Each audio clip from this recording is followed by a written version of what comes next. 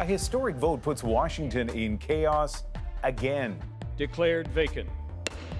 House Speaker Kevin McCarthy, third in line to the U.S. presidency, ousted by a small band of hardliners from his own party. Chaos is Speaker McCarthy. The House now headless. I will not run for Speaker again. As Americans wonder what comes next. Well, here to break all of this down for us is CBC Washington correspondent Paul Hunter and New York Times congressional reporter Karim Demirjian. Welcome to both of you. Hey, Ian. Paul, let me start with you. Never in American history has the U.S. House Speaker been voted out of their job. So put this in perspective for us. How big is it?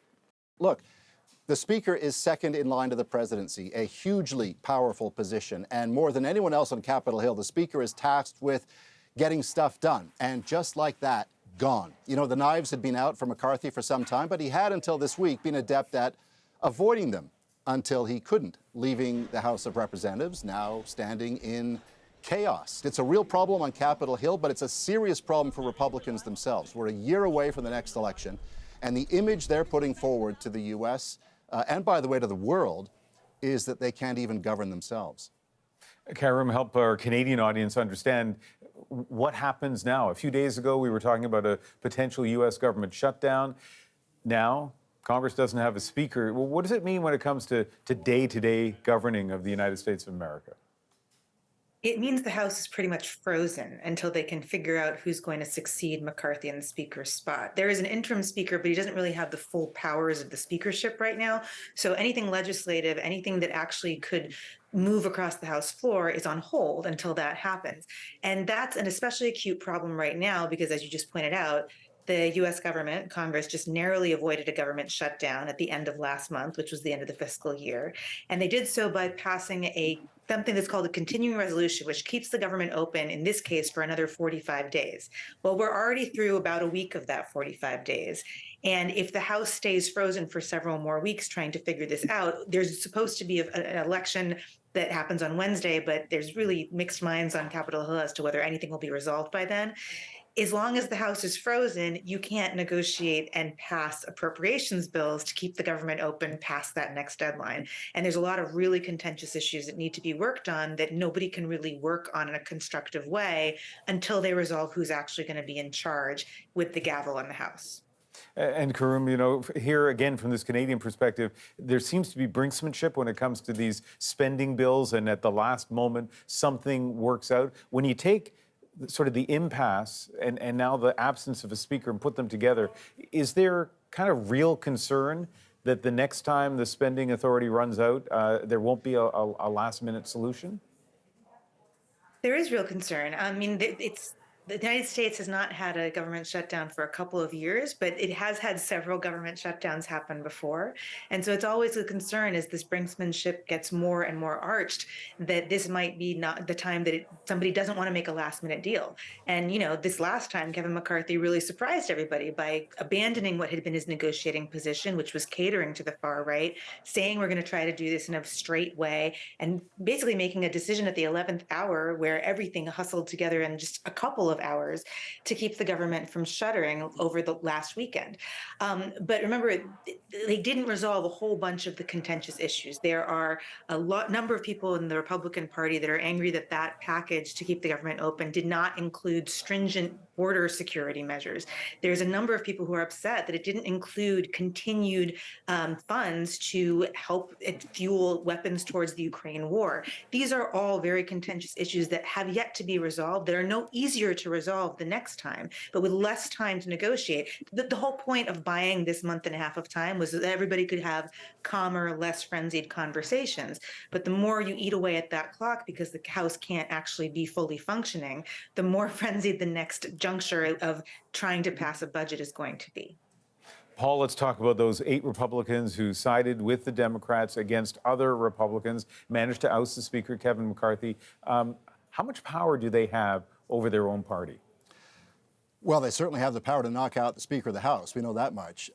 Best known of the 8, as some would put it, the ringleader is Representative Matt Gaetz from Florida, longtime Donald Trump supporter. It's he who brought the motion to vacate. It was He who was chief among those who made McCarthy agree to change the rules in the first place in order for McCarthy to win the speakership back in January. That is, change the rules to allow just one member to do as Gates did and stand up with that motion to vacate. Gates says it was done in the name of smarter government, but as McCarthy himself has noted, there's no small degree of personal antipathy between the two. Others have labeled Gates little more than a performance artist, but nonetheless one who's made this happen. I'm not going to name all the rest, but suffice to say they are generally among the most conservative conservatives, from supporting the Joe Biden impeachment inquiry, regardless of the absence of hard evidence, to those who still deny the 2020 election results. Generally speaking, they adhere to Trump's America First doctrine and, for example, have little time for coming to the aid of Ukraine. The power you ask about comes from that one rule that McCarthy agreed to, that one member can pull the trigger, a rule which, as we speak, remains in place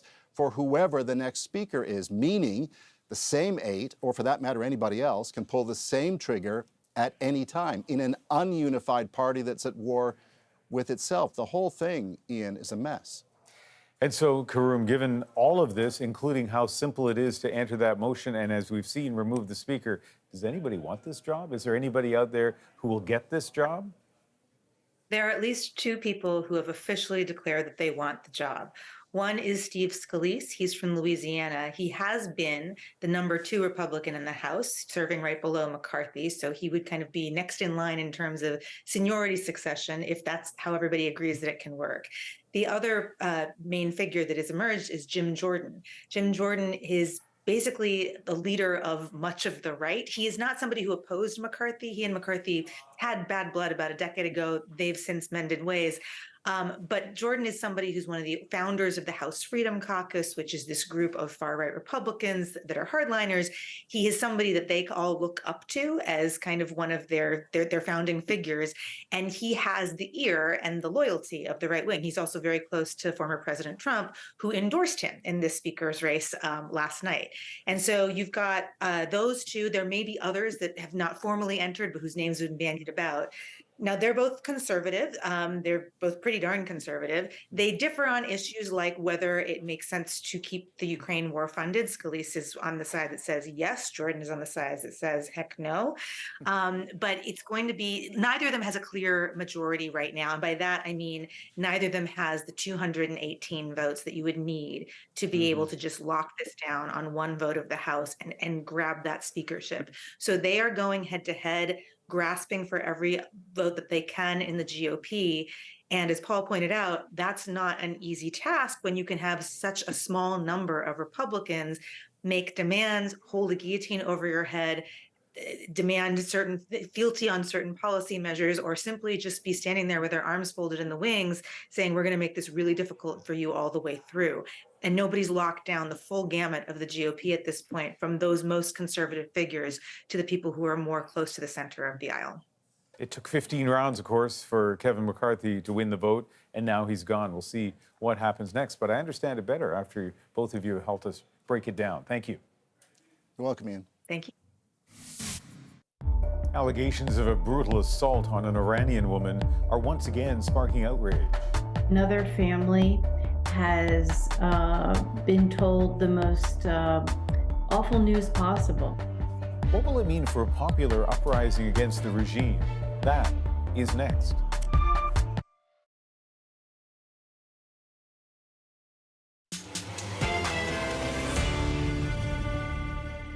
There are renewed calls for change in Iran as an imprisoned women's rights activist receives global recognition. Nobel Peace Prize for 2023 to Narges Mohammadi. And outrage grows over another alleged assault on a young woman by Iran's morality police. All of it 1 year after Mahsa Amini's death triggered angry protests across Iran and the world. Iran has denied any role in this latest incident, but human rights groups don't buy it. Kieran Ounshorn breaks down how the 2 cases are similar and what they say about the regime. An Iranian teenager is fighting for her life in hospital in a case that seems all too familiar. There is outrage in Iran after a 16-year-old girl was injured in an incident, and some are blaming the country's morality police again. So we should say that the exact events that led to Armita Garavand being put into a coma are not entirely clear yet. Reuters released footage that shows that she entered the Tehran metro not wearing a hijab. But only seconds after getting onto a subway car, she was carried off unconscious. For some, this has been enough to ignite suspicions and accusations that the Iranian regime is responsible, and enough to draw comparisons to the case of Mahsa Amini. She was the teenager who allegedly died at the hands of the regime last year, and her death sparked a nationwide movement that shook the Islamic Republic.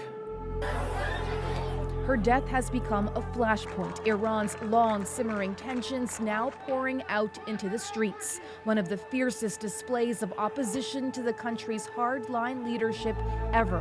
Many now fear that Armita Garavand will face the same fate as Amini. So let's break down what we know, what we don't know, and what we may never know. There's CCTV footage with no sound that was shared by the Iranian state news agency. Now, the authenticity of this footage has not been independently verified by CBC News, and our account of what the video purportedly shows is based on reporting from Reuters.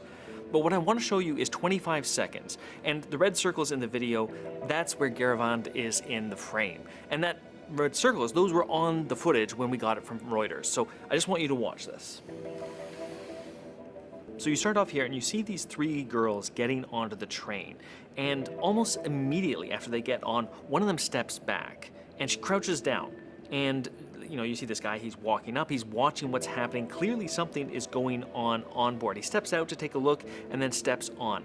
Now, you have this period of time where this woman is crouching down on the ground. She's pulling at something. She grabs this bag and puts it behind her. And then, and this is the important part, you see a group of women dragging this unconscious body off of the train and onto the platform. And you can see how her leg isn't moving there. What we understand is that eyewitnesses are claiming that Armita wasn't wearing a headscarf, and that these four individuals were essentially roughhousing her. They pushed her. Her head then hit a metal bar, and she fainted. The Iranian government has given their own version of what could have happened. They claim that Garavand fainted because of a drop in blood sugar levels after skipping breakfast. But human rights groups have called on the Iranian government to publish the footage from inside the cabin, but they haven't done that yet, and so far they've denied all claims of wrongdoing. Most of what we know is coming from this Iranian Kurdish human rights organization called Hengwa. They have said that, that this young woman boarded the train, that she had a confrontation with Iran's morality police, that she was injured in that confrontation, and that she is now in a coma in the hospital. Now, of course, the Iranian government has refuted that. Garavand, now in a coma, has been in a military hospital all week. Human rights groups and activists say that the Iranian security agents have surrounded the hospital and locked down the ward that she's in. And this is where we start to see more similarities with what happened last year with Mahsa Amini. Mahsa Amini's case is very similar. Also a young woman, didn't do anything but be alive, be present in the world. And she was brutally beaten, went into a coma, and died shortly after. It's relived trauma for the Iranian people. Another family has been told the most awful news possible, that their daughter, only 16 years old, a child, has been beaten so badly that she's now in a coma. According to the human rights group Hengwa, Garavand's mother has been arrested, although we don't know why, and we don't have any other details. The problem is that the Islamic Republic has a long history of putting extreme pressure on family members in sensitive situations to get them to not reveal what has really happened and to not raise questions. Other rights groups and activists have said that the regime has threatened to arrest any of Garavand's family members or classmates who speak to the media. The teachers at the school where Armita goes have been intimidated into silence because over the last year, since Mahsa Amini was brutally killed in much the same way, teachers have supported their students, have very often supported their protests. And this has evoked memories of the Islamic regime allegedly attempting to control the narrative after Mahsa Amini died. Iranian authorities reportedly have placed Mahsa Amini's family under house arrest. Amini's family was reportedly threatened by Iranian agents after her death, and they claimed to receive death threats and were warned about getting involved in demonstrations. A journalist who was trying to interview Armita's mother about what happened was detained by the Islamic Republic of Iran authorities. According to colleagues of the Iranian newspaper journalist Marian Lotfi, she was arrested after visiting the hospital. Now, details are limited here, but the newspaper says that she was released later that night. In the case of Mahsa Amini, the two journalists who broke that story were arrested and charged with conspiracy and rebellion against the national security and anti-state propaganda. They were imprisoned for more than 8 months before a closed-door trial began in May, and that's where they remain today. In both cases, there is not real transparency and real truth and awareness of what's happened because there's such heavy censorship and denial of access to information. The group says Armita Garavand was attacked in a Tehran subway for violating the Islamic Republic's hijab rules. What's probably the most glaring similarity that people are noting between Garavand and Amini and their stories is the involvement of the morality police. And the morality police is now really back out in maybe fuller force than ever before, really. And this is why we see this kind of violence. 22-year-old Mahsa Amini, arrested by the morality police in Tehran for wearing her hijab loosely. Multiple sources said she was beaten in a police truck while in custody. The state released CCTV footage claiming no violence occurred and she collapsed from a heart attack. The news sparked fury. The morality police denied any involvement in this case, too.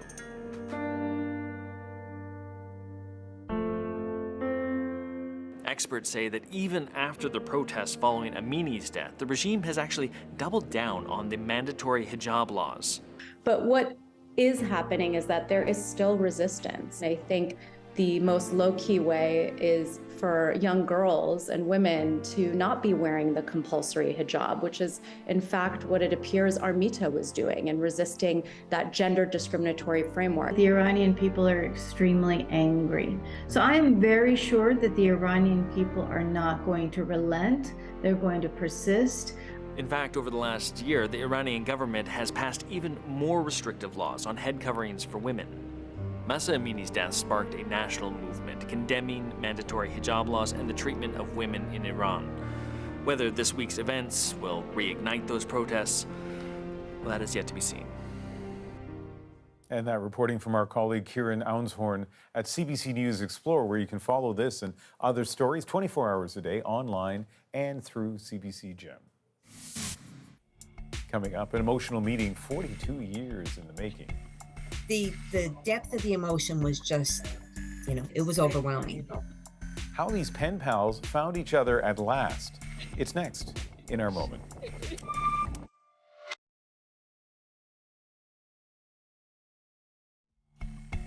Since becoming pen pals in 1981, Joy Lubbies from Newfoundland and Osako Suzuki from Japan have nurtured a friendship spanning half the world and more than 4 decades. They've always wanted to meet in person, but last month, 42 years after the first letter, it finally happened. And tonight, it's our moment. Back in 1981, the initial contact was made from her. She wrote the first letter, and then I replied. And my parents, they kept saying, at some point as an adult, you'll get to meet her. So yeah, we had been trying for a long time. So then a year ago, my daughter and her fiance decided that they would get married in Hawaii. I reached out to Chaco again and said, just want to put it out there if there's any possibility we could meet. I was gearing up for a disappointment. And then her next paragraph said, we have booked our flights. I said, well, I'm crying here, but they're tears of joy. This is something that we had dreamed about for 42 years. So I was going across the park and caught sight of her. And of course, we kind of ran to each other. You could feel the love. All the family were there, and there wasn't a dry eye, I don't think. The feelings that went with that meeting were just, unreal. I forgot about pen pals. So many people back then, 40 years ago or so, had them, but to sustain it that long, and Hawaii seems like the perfect meeting place for one person from Japan, the other from Newfoundland and Labrador. But Suzuki is planning to make the long trek to Newfoundland after she retires. That is the National for October 6th. And tonight we bid farewell to a longtime colleague, executive producer Dan Getz, who's moving on to the academic world. So to Dan and all of you, have a great weekend.